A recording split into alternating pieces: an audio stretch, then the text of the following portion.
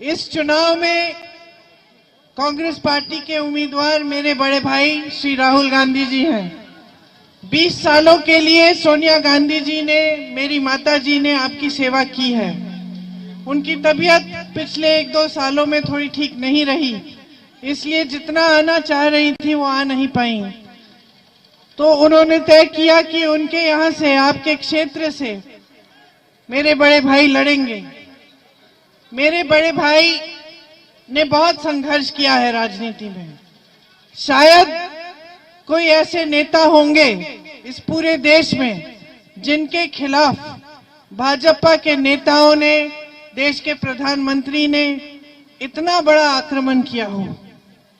हर स्तर पर उनके बारे में झूठ फैलाना, गलत बातें कहना, पूरे परिवार के बारे में अपशब्द कहना, उनकी दादी जी श्रीमती इंदिरा गांधी जैसी शहीद महान हस्ती के बारे में ये कहना कि वो देशद्रोही थी।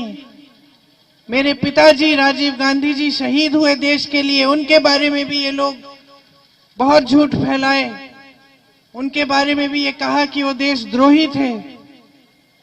तो तमाम जितनी भी गालियां हैं, जितने भी अपशब्द हैं, इन्होंने इस्तेमाल किए हमारे परिवार के बारे में। मेरे भाई को संसद से निकाला, घर से निकाला, उनके ऊपर केस डाले फर्जी।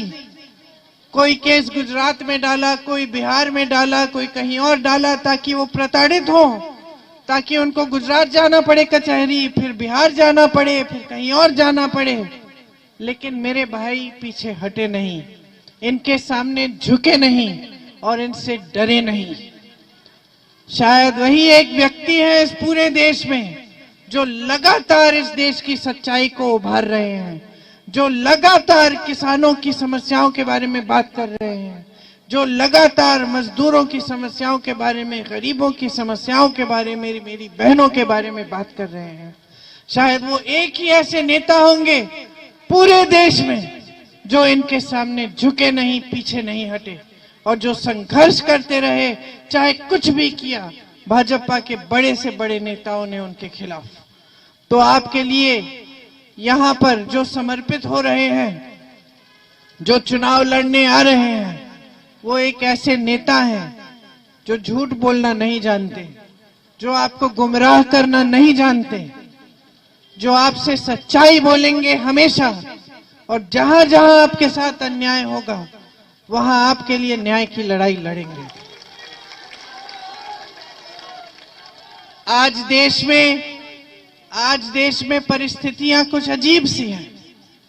आप अगर टीवी देखेंगे, प्रचार सुनेंगे, भाजपा की नेताओं की बात सुनेंगे, तो ऐसा लगेगा कि देश में जाने कितनी तरक्की हो रही है, आगे बढ़ रहा है देश, अर्थव्यवस्था मजबूत हो रही है, लोगों के जीवन में तरक्की आ रही है।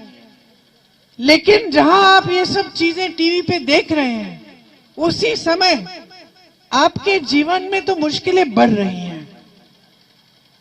आप महंगाई से जूझ रही हैं। मेरी बहनें बैठी हैं, दुकान जाती हैं कुछ खरीदने के लिए, आधे समय जितना खरीदना है वो आधा सामान छोड़ के आती है कि चलो कोई बात नहीं, आज नहीं कल खरीद लेंगे।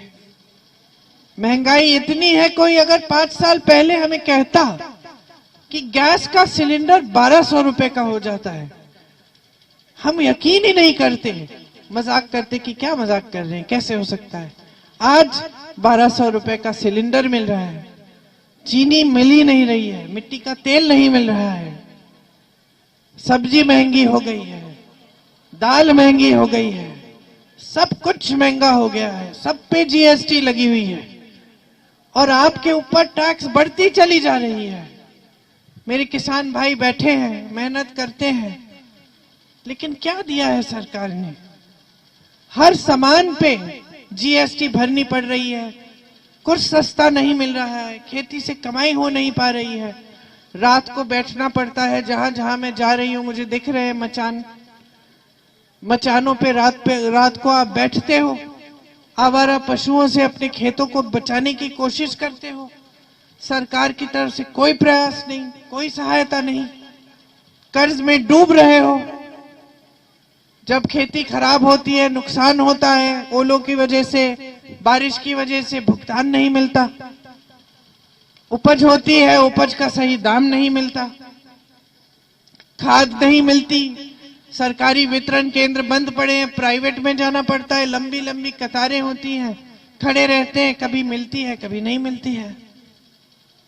तो ये परिस्थितियां हैं आपकी। आप मेहनत से अपने बच्चों को पढ़ाते हैं, दिन रात एक करते हैं, किसी न किसी तरह से कोई मजदूरी कर रहा है, दिहाड़ी मिल रही है, कोई खेती कर रहा है, लेकिन सब चाह रहे हैं कि अपने बेटे बच्चे बड़े हों, शिक्षित हों, अच्छी नौकरी मिली, लेकिन रोजगार की कोई उम्मीद नहीं है।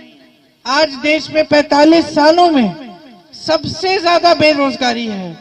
70 करोड़ लोग बेरोजगार हैं, 30 लाख सरकारी पद खाली पड़े हैं। किसी ने प्रयास भी नहीं किया इनको भरने का।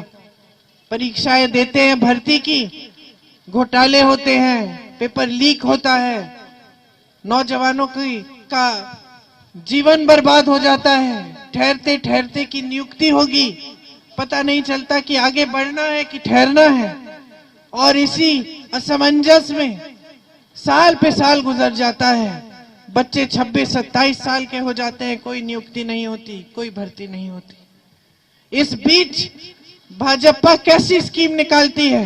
अग्निवीर जैसी स्कीम, ऐसी स्कीम जिसमें जहां स्थायी रोजगार मिल रहा था, जहां उम्मीद थी कि सेना में सेवा करेंगे देश की और फिर उसके बाद घर आएंगे तो फिर भी कुछ मिलता रहेगा, परिवार का देखभाल होते रहेगा, वो उम्मीद, वो आशाएं जो पूरे देश प्रदेश के नौजवानों के दिलों में थी, जो प्रशिक्षण करते थे, रोज दौड़ लगाते थे सुबह सुबह कि हम भर्ती होंगे सेना में, वो आशाएं तोड़ दी, उम्मीदें तोड़ दी। ऐसी स्कीम लाए कि 4 साल सेना में काम करो, सेना में देश सेवा करने के बाद घर आओ तो फिर से बेरोजगार बन जाओ, फिर से रोजगार ढूंढने निकलो। आज नौजवान सेना में भर्ती ही नहीं होना चाहते, ये परिस्थितियां बना दी हैं। तो परिस्थितियां गंभीर हैं और गंभीरता से इनको समझने की जरूरत है कि आज हमारा देश कहां खड़ा है। आज कैसी राजनीति चल रही है देश में कि बड़े से बड़े पद को संभालने वाला इंसान, देश का प्रधानमंत्री आपको सच नहीं बोल सकता। देश का प्रधानमंत्री आपको ये नहीं बता सकता कि 10 सालों की सत्ता में क्या किया है आपके लिए, किस तरह से आपके जीवन में तरक्की लाए हैं। वो आते हैं आपके सामने, फिजूल की बातें करते हैं, इधर उधर की बातें करते हैं ताकि आपका ध्यान भटके, धर्म के नाम पर उनको वोट मिले। उनके प्रतिनिधि आपके घरों में आते हैं, आपसे बात करते हैं, आपकी महिलाओं के साथ दुर्दुरिया करते हैं, प्रार्थना कराते हैं और वचन कराते हैं भगवान के नाम कि आप भगवान के नाम से भाजपा को वोट देंगे, और जो बात नहीं मानता उसको धमकाते हैं, डराते हैं, कहते हैं कि देख लेना, वोट नहीं दोगे तो ठीक कर देंगे। ये कैसी राजनीति है? यहाँ हम रायबरेली की धरती में खड़े हैं, पवित्र धरती है।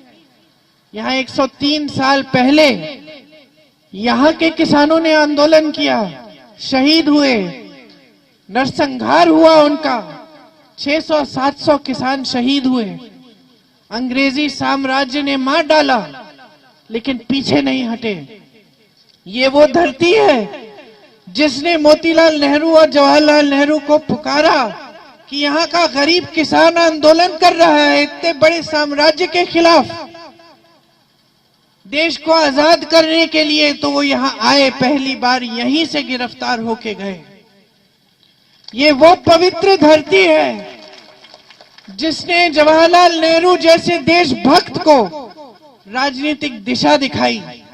ये वो पवित्र भक्ति है, धरती है जिसने इंदिरा गांधी जैसे शख्सियत को राजनीतिक दिशा दिखाई। जो उनकी कर्म भूमि बनी, ये वो जागरूक जनता है कि जब इंदिरा जी प्रधानमंत्री थी और यहां से सांसद थी, जब आपको उनकी एक नीति पसंद नहीं आई, आपको लगा कि ये गलत है, तो आपने उनको भी हरा दिया, आपने उनको भी सही दिशा दिखाई।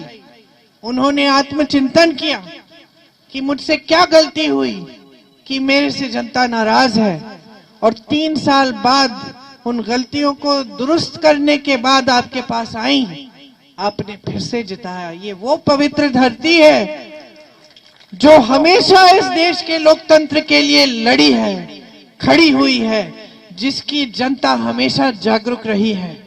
आज इसी जनता को मैं कह रही हूं कि अपनी जागरूकता दिखाओ, इस पूरे देश में संदेश भेजो कि ये नाटक और नौटंकी वाली राजनीति जो आज देश में सब जगह फैली हुई है, ये राजनीति जो धर्म के नाम पर आपसे वोट मांगती है लेकिन काम के नाम पर आपको मुंह नहीं दिखा सकती, इसके नेता जो आपके प्रति जवाबदेही नहीं समझते, जो आपकी श्रद्धा नहीं करते, जो आपका आदर नहीं करते, इनको संदेश भेजिए कि यहां से एक नई राजनीति उभरेगी, जिसके असूल उसी पुरानी परंपराओं के असूल होंगे जो महात्मा गांधी ने हमें दिखाए, सिखाए, जो हमारे धर्म के बड़े बड़े संतों ने, महात्माओं ने हमें बताया, सिखाया।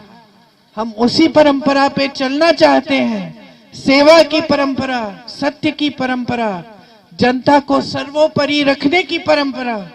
इसीलिए कांग्रेस पार्टी में राहुल गांधी जैसे नेता हैं जो 4000 किलोमीटर चले, कन्याकुमारी से कश्मीर तक पैदल चले, आपके बीच आकर, जो मणिपुर से मुंबई यात्रा किए, आपके बीच आकर आपकी समस्याओं को सुनने के लिए, समझने के लिए, जिन्होंने ऐसी नीतियां बनाई हैं जो अगर हमारी सरकार आएगी तो आपको मजबूत करेगी, आपके अधिकारों को मजबूत करेगी। आज भाजपा के नेता ये हर जगह जाके कह रहे हैं कि संविधान को बदलेंगे, फिर से सत्ता में आए तो संविधान को बदलेंगे, आपके अधिकारों को कमजोर करेंगे, क्योंकि इसी संविधान ने आपको अधिकार दिया वोट का, आपको आरक्षण का अधिकार दिया, आपको भोजन का अधिकार दिया, आपको शिक्षा का अधिकार दिया, आपको आवाज उठाने का अधिकार दिया, आपको आंदोलन करने का अधिकार दिया। यही लोकतंत्र होता है, और इसी लोकतंत्र की मजबूती को ये खत्म करना चाहते हैं, क्योंकि इनको सिर्फ सत्ता चाहिए। ये सिर्फ अपने बड़े बड़े खरबपति, उद्योगपति मित्रों को आगे बढ़ाना चाहते हैं। आज देश की सारी संपत्ति अपने उद्योगपति मित्रों को दे चुके हैं। देश का कोयला, देश की बिजली, देश के बंदरगाह, देश के हवाई अड्डे, देश की सड़कों का ठेका, सारा बड़े बड़े खरबपतियों को दिया गया है, लेकिन किसानों को कुछ नहीं दिया। उनके कर्ज माफ किए 16 लाख करोड़ के, आपका 1 रुपया माफ नहीं हुआ। आवारा पशु की समस्या है, छत्तीसगढ़ में कांग्रेस की सरकार थी, कितनी अच्छी तरह से समस्या को सुलझाया, बड़े बड़े गौठान बनाए, बहनों को रोजगार दिलाया गौठानों में, दूध के में से जो बनता है, खोया, मिठाई, ये सब चीजें बनवाई, दूध पहुंचाया गांव में, गोबर खरीदा, जानवरों का गोबर खरीदा ताकि जनता देखभाल करे, घर में रख पाए। गौठानों से जो रोजगार मिला उसमें महिलाओं को 60-70 हजार रुपए की कमाई हुई उनकी, और समस्या दूर हो गई। किसानों का कर्ज माफ किया हमने अलग अलग प्रदेशों में। राजस्थान में कांग्रेस की नीति ये थी कि 25 लाख का इलाज आपको मुफ्त में मिलेगा। मैं ऐसे लोगों से मिली हूं जिनकी पूरी दिल की हार्ट की सर्जरी हुई, 1 पैसा नहीं देना पड़ा, सारा पैसा सरकार ने दिया।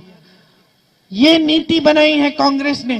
कर्नाटका में आज भी मेरी बहनें बस की यात्रा मुफ्त में कर रही हैं, हर जगह तीर्थ में जा रही हैं। मायके जाना है, रिश्तेदारों से मिलना है, एक पैसा खर्चना नहीं पड़ता। इनके खातों में तेलंगाना में, हिमाचल में, कर्नाटका में, जहां जहां हमारी सरकार है, आपके खातों में 2000 रुपए आपके खातों में हर महीने आ रहे हैं। हम गारंटी लाए हैं। भैया की जो न्याय यात्रा थी, उसके बाद भैया समझे कि अगर अन्याय हुआ है इस देश में 10 सालों में तो आपके साथ हुआ है। उन्होंने कहा है एक न्याय पत्र निकालेंगे, इसमें हम गारंटी देंगे कि हम जो कह रहे हैं वो करके दिखाएंगे। अगर हमारी सरकार आएगी तो हम हर गरीब परिवार में सबसे बड़ी महिला के खाते में 8,500 रुपए हर महीने देंगे, ताकि एक साल में वो उस महिला के खाते में 1 लाख रुपए हो जाए। हम महिलाओं को सरकारी पदों में से आधे पद महिलाओं को देंगे, और आशा बहू, आंगनवाड़ी और मिड डे मील की बहनों को जिनका मानदेय इतने सालों से बढ़ाया नहीं गया है, उस मानदेय को बढ़ाएंगे। केंद्र सरकार से जो पैसे आए थे उसके लिए उसको दुगना करेंगे। अपने किसान भाइयों के लिए कर्ज माफी का एक स्थायी आयोग बनाएंगे, ताकि आप जब कर्ज के संकट का सामना कर रहे हो आप उस आयोग में जा पाएंगे, आपकी मदद होगी। आपके लिए जितने भी खेती के सामान हैं उनको जीएसटी से मुक्त किया जाएगा, ताकि आपके जो सामान है वो सस्ते होंगे। जो न्यूनतम समर्थन मूल्य है जो आज आपको मिलता नहीं है, वो न्यूनतम समर्थन मूल्य एक कानून के तहत आपका अधिकार बन जाएगा। जो भी सरकार आएगी वो उसको आपको देना ही पड़ेगा, ये कानून बनेगा। इसके साथ साथ आज कल अगर बारिश आ गई, नुकसान हुआ आपके खेत का, तो आपको भुगतान पड़ गए, आपको गारंटी दे रहे हैं कि 30 दिन के अंदर अंदर पूरा भुगतान मिलेगा आपको। श्रमिकों के लिए हम कानून लाएंगे कि पूरे देश भर में श्रमिकों के लिए दिहाड़ी 400 से कम नहीं हो सकेगी। अगर कोई दिहाड़ी देगा तो कानून का उल्लंघन करेगा और उस पर कार्रवाई हो सकेगी।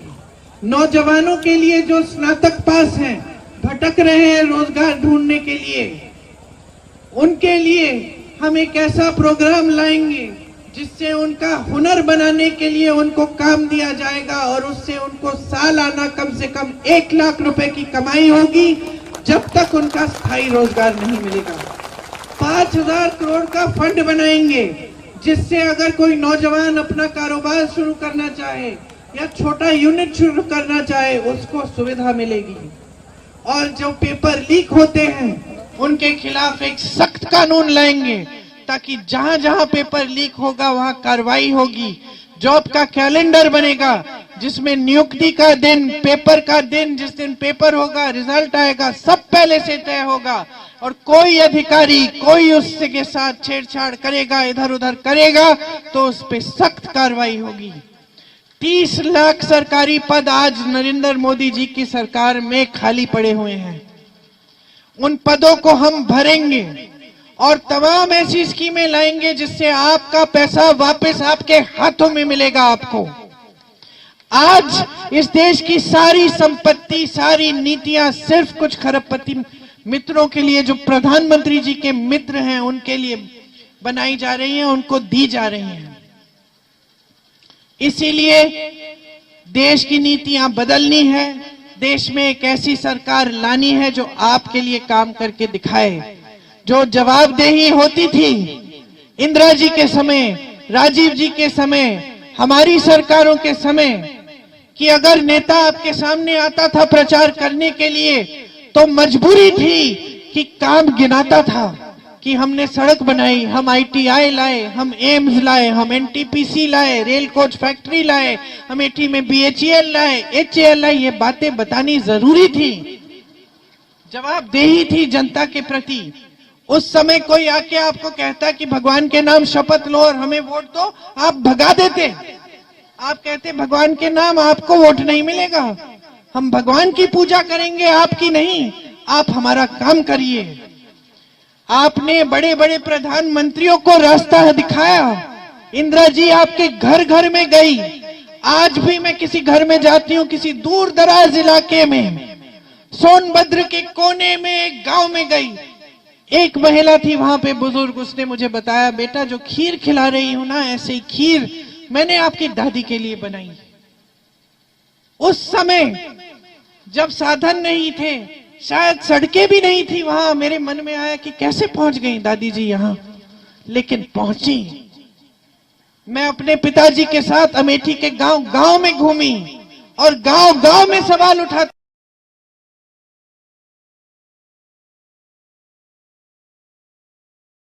सड़क बना दी है, में तार डालो कि भैया अभी इंडिया मार्क 1 उसके घर के सामने लगा दिया, हमारे घर के सामने नहीं है, हम नहीं पी सकते, हमारे यहां भी लगाओ। ये जागरूकता थी आपकी। और पिछले 10 सालों में फिजूल की बातों पे लोग आके आपसे वोट मांग रहे हैं, आप आंख मूंद के वोट दे रहे हैं। ये इस देश की परंपरा नहीं रही है। और खास तौर से रायबरेली में ये परंपरा रही है कि जो काम करता है उसको आप आगे बढ़ाते हैं। मेरे परिवार के एक एक सदस्य ने आपके लिए काम करके दिखाया है। जो भी मैं गिना रही हूं, ये सब इंदिरा जी, राजीव जी, सोनिया जी के समय में यहां आया। आपको फायदा हुआ इन चीजों से, आपकी तरक्की हुई। और कराना चाहते हैं, आप पहचान लीजिए कि जो नेता आपको गुमराह करना चाहते हैं उनको पहचानिए। जो नेता 4000 किलोमीटर चल के आपके बीच आना चाहता है उसको पहचानिए। मैं उम्मीद रखती हूं कि आप मेरे बड़े भाई को भारी से भारी बहुमत से यहां से जिताएंगे और पूरे देश में ये संदेश भेजेंगे कि ये रायबरेली